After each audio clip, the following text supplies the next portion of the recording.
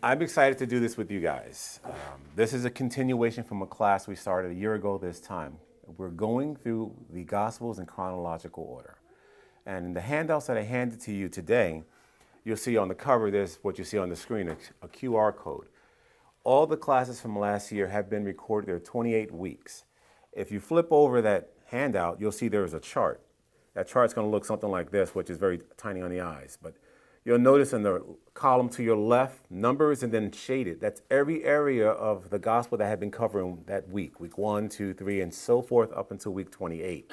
And you can see as you read along what area we covered, what part of the gospel, and then it also tells you if there's a location identified, what location it was identified as we would journey week after week through the Gospels.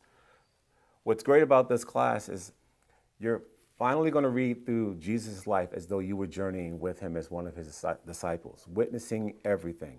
There are no contradictions in the Word of God. What we're discovering is the details that make it more clearer, the very message and what was going on. And so today, we're starting on week 29, and this is an interesting week because when I left off last year, I still remember everything. Of course, I can go back and look at the video to refresh myself. But in this particular area, have you guys heard that Jesus fed two groups of people, 4,000 and 5,000 people? Yes. Some people have said that that's a contradiction in the Bible. Two different accounts, they can't get their story right.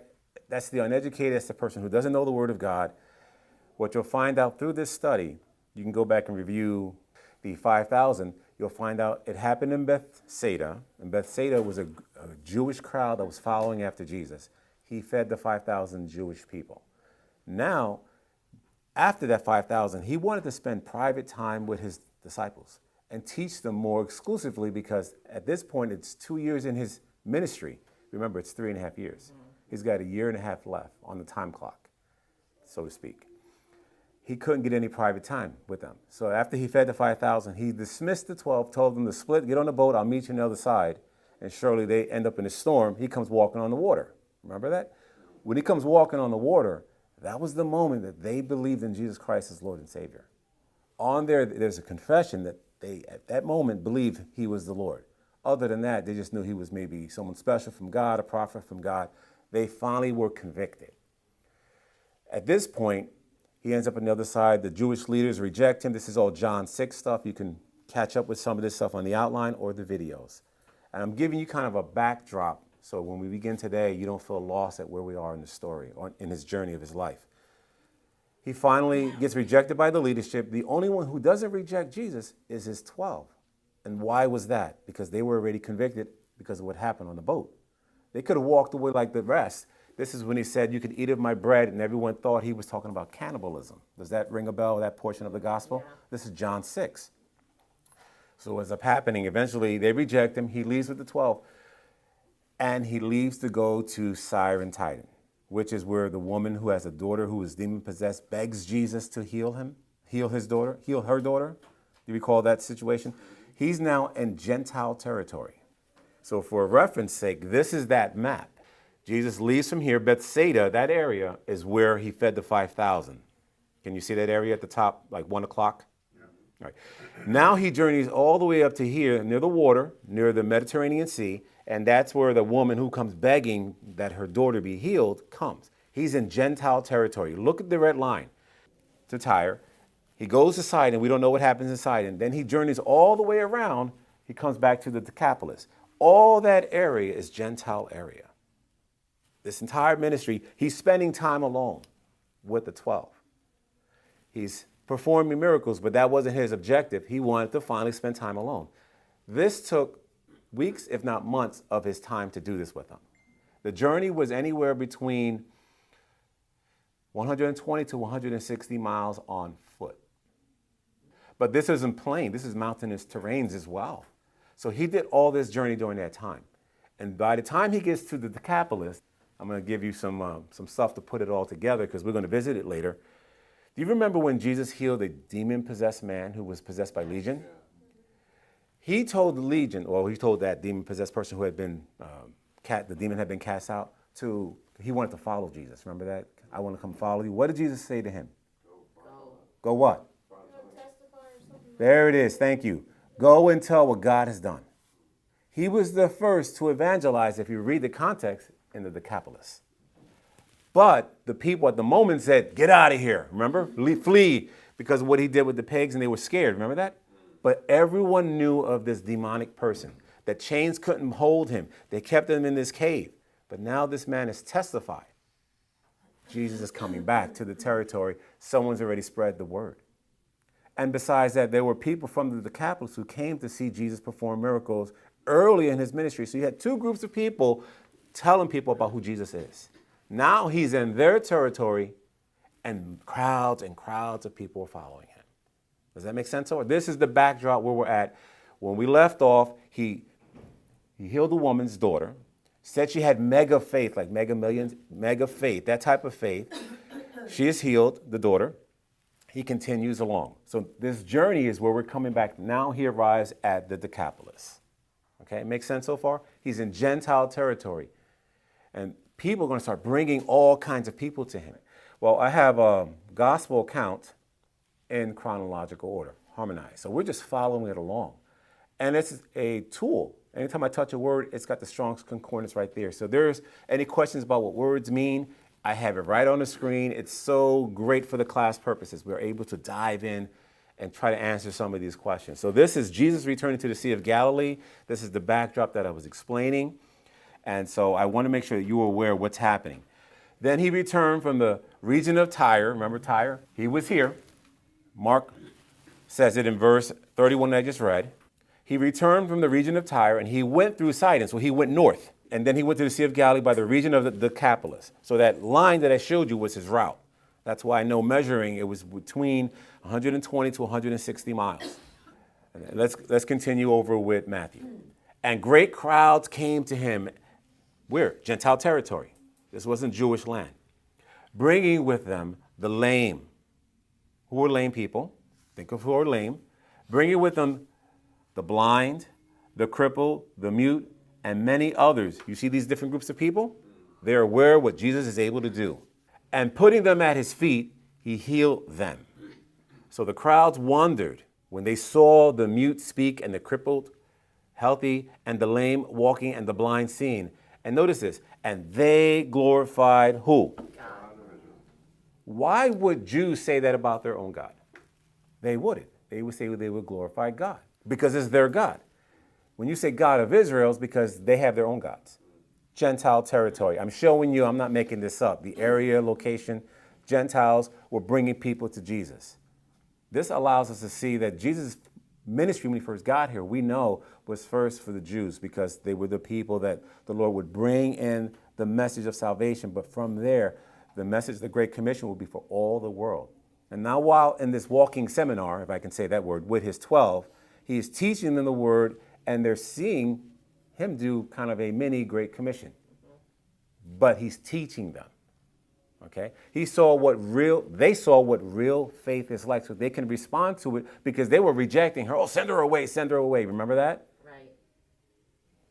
But she kept imploring him.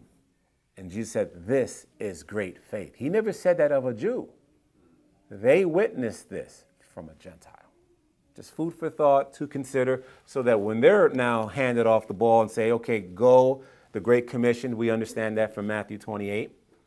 They glorified their God, the God of Israel. Okay. Now let's jump back into Mark's account. When Jesus had returned from the region of Tyre, he went through Sidon to the Sea of Galilee in the region of the Decapolis. The Decapolis means the 10 cities, if you didn't know that. That's what it means. There are 10 cities that surround us that make up the Decapolis. Verse 32. And they brought to him a man who was deaf and had a speech impediment. And they begged him to lay his hand on him. Now, notice this. What happened, there's no contradiction. What's happening is this is one person that Mark, or really Peter, is telling a story about a specific incident out of all those people we read in Matthew. Does that make sense? All right. So now we're getting to a specific thing among many who were healed, and they glorified the God of Israel. Something specific. Notice what Jesus does in verse, 33. And taking him aside from the crowd. How? Privately. Now this is crazy. So many people. Jesus took him aside privately. So picture that in your mind. Now notice this. Jesus put his fingers in his ears. After spitting, he touched his tongue. He looked up to heaven. He sighed. Notice these things. And then he spoke. Let's deal with that first. Did you know that people who were mute, who couldn't speak, how they were handled during the early church or just in ancient times, how they were handled? Do you know how they were handled? They were thought of as insane because you didn't know what they understood. The religious people and even the heathens and even the Gentiles treated them like outcasts. And so this particular person, obviously, is very difficult to communicate. He had a speech impediment. He had a very severe way of speaking. First of all, if he was born this way or he suffered this at the early ages, he could never speak right. So the frustration of that alone. He probably can't even hear words right. Why? Because he's deaf. How deaf? Fully deaf? Partially deaf? Don't know. I'm not a doctor. But my point is, Jesus is communicating to him because he can see. I call this sign language. Think of it. He's watching Jesus. He doesn't know who he is. His friends brought him there. They're begging Jesus to lay hands because they know, they've seen, they've heard. And so he starts out with putting his fingers into his ears. I think Jesus is letting him know, I know your problem. I know your problem. And not only that, he spits and touches his tongue, and you can't speak. I've identified your problem. Then he looks up to heaven, and then he sighs. God is going to take care of this. He's letting him know. And then he speaks. Just like in creation, he spoke, and everything he spoke came into existence. And at the end of Genesis 1, he said it was not only good, it was very good. Notice the difference? It was very good. So he speaks. That's verse 34. He looked up to heaven. He sighed. He's seeing Jesus sigh. This isn't a method of how to heal people, by the way. This was Jesus' way of communicating. Sometimes we might think we have to spit on people's tongues and stick our fingers in their ears and thou shalt be made whole. Maybe. But I'm sure Jesus was communicating to him privately. He said it. Not a method, but he was communicating to him, I know your problem and I will heal you. Ephatha, it's an Aramaic word, and it means be open. Be open? Okay. And notice verse 35. And his ears were opened, his tongue was released, and he spoke plainly. I want you to notice something. Spoke. Orthos. You ever heard of, you go to a doctor who's a what? Yes. What are they doing? They either straighten out your teeth or straighten out your legs or your back, right? It means to make straight. He spoke plainly. No therapy. Instantaneously. Probably never heard the language before clearly enough to even get the words right. I see that as a creative miracle. Absolutely. That is a creative miracle. If we go back to Matthew's account, the maimed have body parts that aren't there anymore. They were healed. Creative miracle. We don't see the details. Creative miracle. He's the creator. And in Gentile territory, this is taking place. I don't want to read more into it because I'm speculating with more hope. But it seems very obvious to me that this man who never spoke before, have you ever met someone who's had a stroke and they need speech therapy to start speaking right again? Right? There's a process, and maybe they're never 100% again. This man spoke plainly, clearly. He can hear. He got downloaded all the language of the day he needed. Creative miracle. That's what I see here. Hopefully I'm not interjecting any of my opinions, but I think that's the obvious. And verse 36, and Jesus charged them, his friends, and him, don't tell anyone. I disagree. I'm sorry. This one I'm going to disobey. Come on. I've never spoken. Now I can speak. You tell me I can't speak? Come on, Jesus. Are you serious? It's just my humor, but think of it. He charged them, don't tell anyone. And the more he said that to them, the more zealous they proclaimed it. So I'm with them on this. I'm sorry, Jesus. Forgive me. And they were astonished beyond measure, saying, he has done all things well. Oh, sounds like Genesis 1. After creation, he spoke and everything was done. It was good until The end of the chapter says, and everything was very good. They recognized this good work and testified he does all, not some, all things well. He even makes the deaf hear and the mute to speak, a specific miracle that happened among many. So far, so good as far as understanding? I do have a question though. Why? Why is Jesus saying don't go tell? Is it just because he wants to test them so they can get more anxious and just spread the word? That, to me, that's the obvious, because even I agree with that. I think there's more to it than that. Any thoughts? Because I'm going to give you what I have, but I want to see if I can pull from you a little bit. What do you think? Any thoughts? This is not wrong here. Well, I think from watching The Chosen, when he said don't tell anybody, he wanted to keep his ministry more secret. Okay. From the leaders of the church. Okay, that makes some sense there. I'm going to give you a couple of verses. Watch this. Same gospel, Mark. In Mark chapter 1, verse 34, this is when Jesus heals Peter's mother-in-law. And verse 34, it says this, and he healed many who were sick with various diseases, and he cast out many demons. And he would not permit the demons to speak because they knew him. Just food for thought, chapter 1. Same chapter, verse 44, about a leopard who was healed. And he said to him, see that you say nothing to no one, but you go and show yourself to the priest and offer for your cleansing what Moses commanded for proof to them. Don't speak, just go. Chapter 3, verse 12. His popularity is growing, and he strictly ordered them not to make him known, those who witnessed this. How about Jairus' daughter? Remember, she died. Everyone laughed. He had to get them out the room. And he strictly told the parents. He said he strictly charged them, same book, chapter 5, verse 43. He strictly charged them that no one should know this and told them to give her something to eat, the daughter. We're going to get to this in a week or two. A blind man healed at Bethsaida.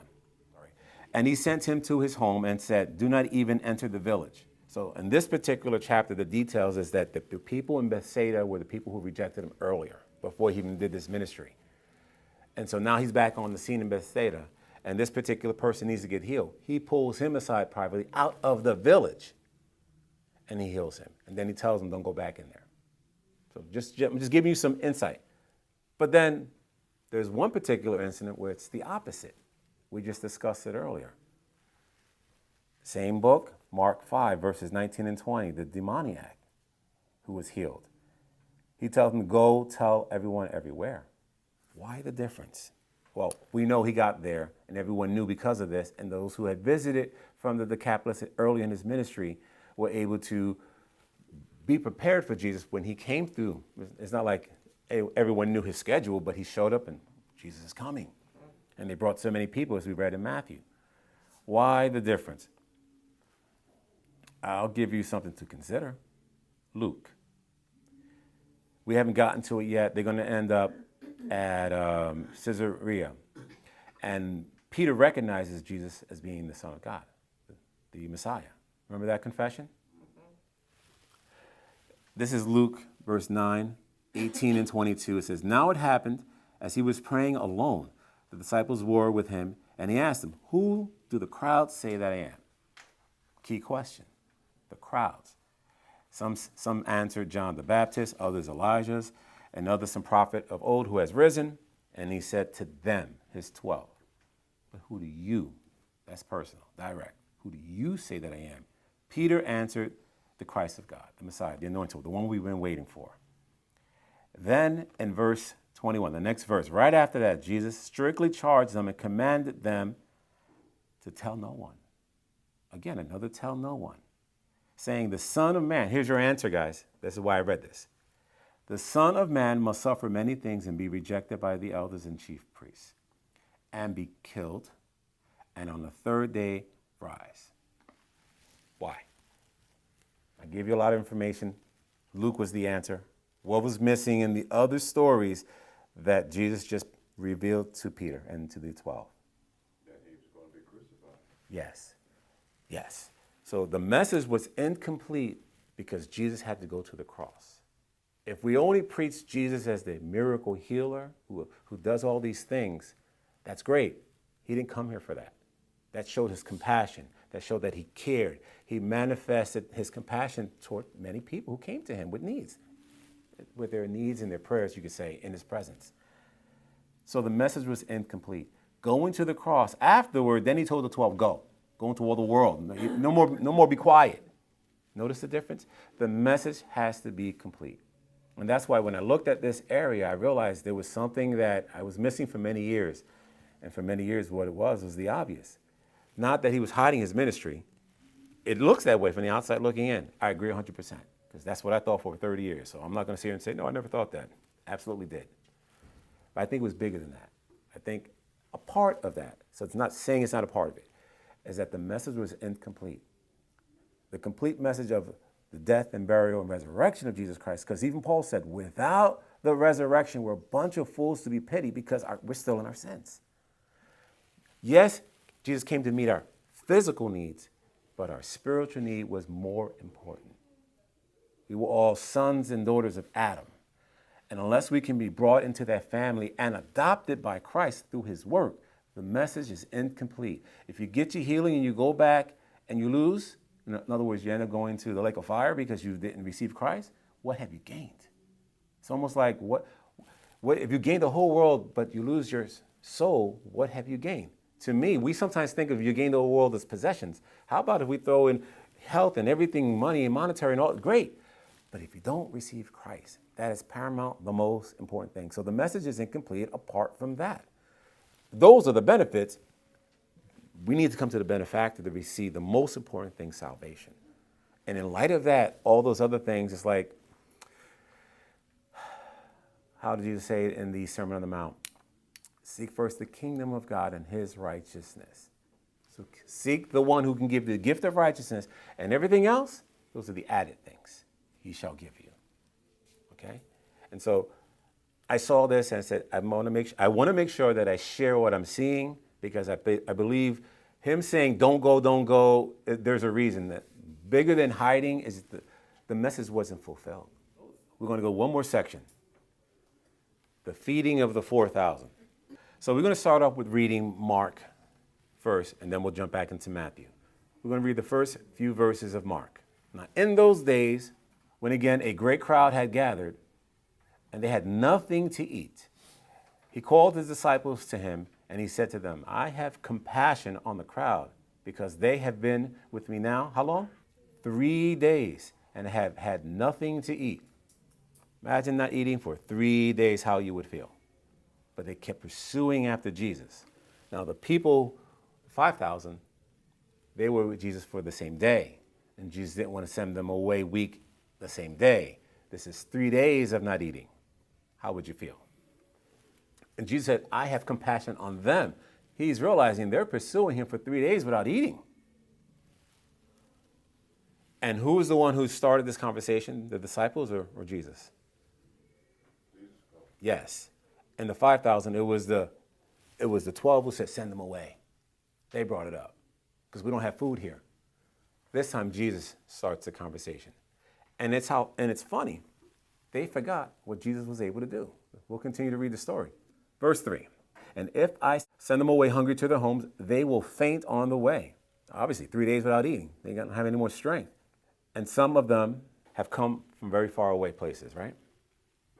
Then his disciples answered him, how can one feed these people with bread in this desolate place? So they're in a desolated place, a place probably with dry ground, more like a desert. Jesus asked them, how many loaves do you have? And they said 7. He directed the crowd to sit on the ground. And the 5,000, grass. 2 different locations, ground, grass. Maybe there was grass on that ground, but he didn't say grass this time.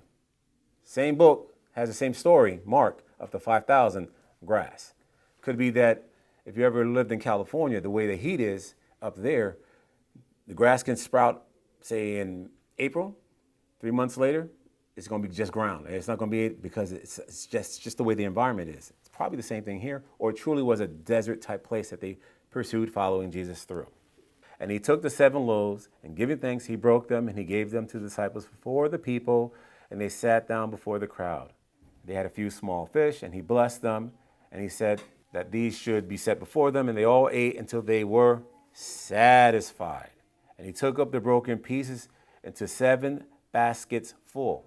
I'm going to pause for a second because this is details. It may seem insignificant, but I want to bring it up because you don't read it in English.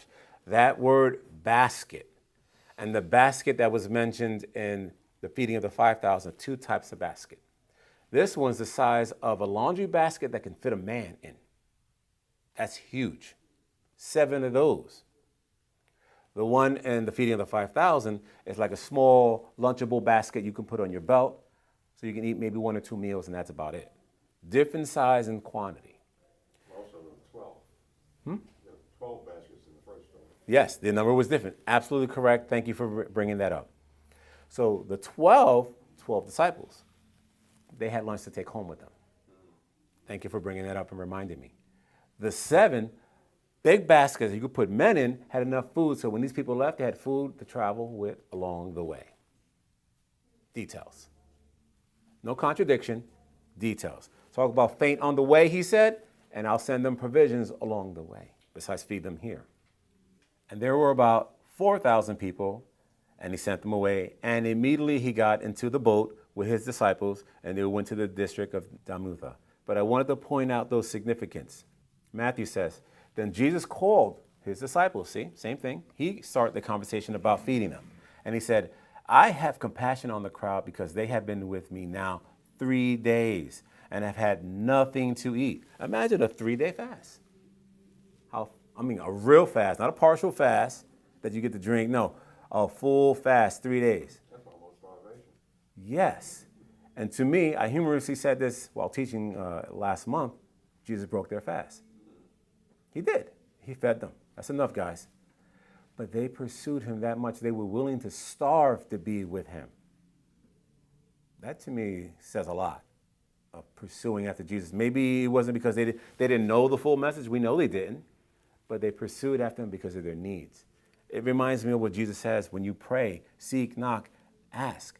Continue to ask, seek, and knock. Continue, so much so he said a parable of an unjust judge saying that this woman, though she keeps bothering me, you know what? I'll give her what she wants. Jesus is not the unjust, but he still gave what they wanted, what they needed. They weren't even looking for food. He fed them because he had compassion on this desire.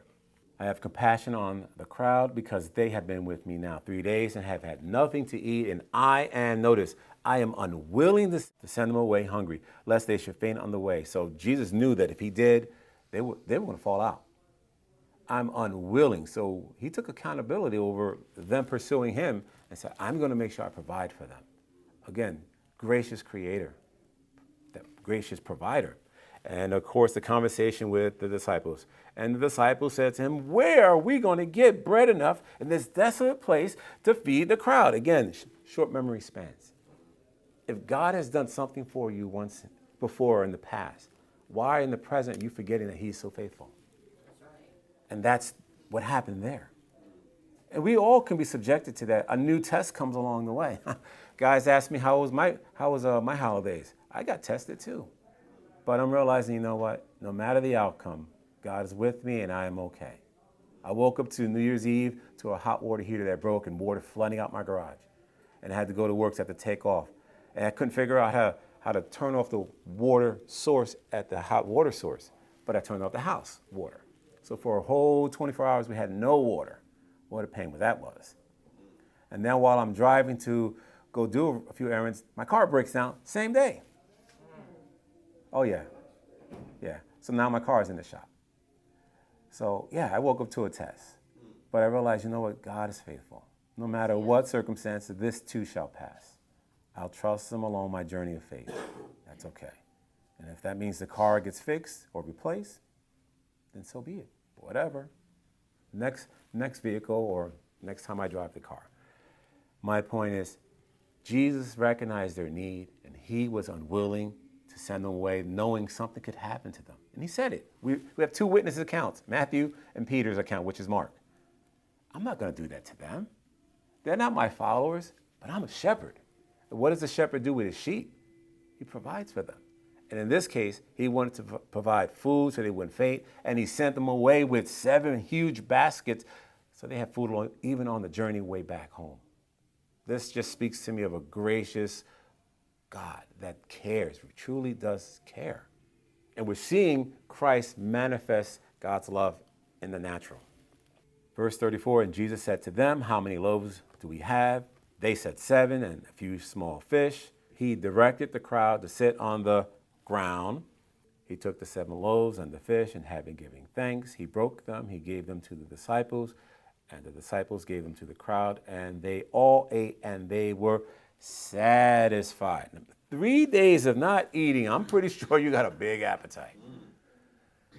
I can imagine a whole day of not eating. When you come home, you think you want to eat a small portion, you're probably going to gorge. These people were satisfied. And they took up the 7 baskets full of the broken pieces. Do you remember how Paul was put in a basket and lowered down? Same basket word. It can hold a man. That's a huge basket. It wasn't a Lunchable. It wasn't a lunchbox the kids take to school, bag form, like a purse. Verse 38. Those who ate were 4,000 besides women and children. So besides women and children, they were there. They were there. What could that mean? If we add 1 apiece, wife and a child, that's triple. That's 12,000 people. If you had 2 kids, now you're upping it up, right? You could be 16,000. So these are high numbers. And they were all satisfied.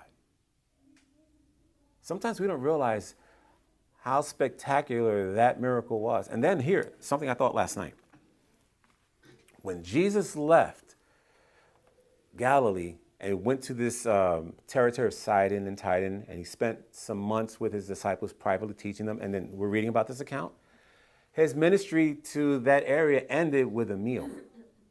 The 5,000 were fed. This ministry to the Gentiles is about to end with a meal. And his ministry at the Last Supper on earth ended with a meal. It just dawned on me last night. And then he said, still do this in remembrance of me. Us, continue. Food for thought, something to consider, but I'm always meditating on the word. So the more I thought about that, I said, wow, never even thought about that. Verse 39, he got into the boat and he went to Magdala. And it's funny how Magdala and Dalmanutha are not the same name. They're in the same region. So I hope and pray that you guys learned something along the way, some details, some important stuff that is there. And week after week, this is what I intend to do with you guys.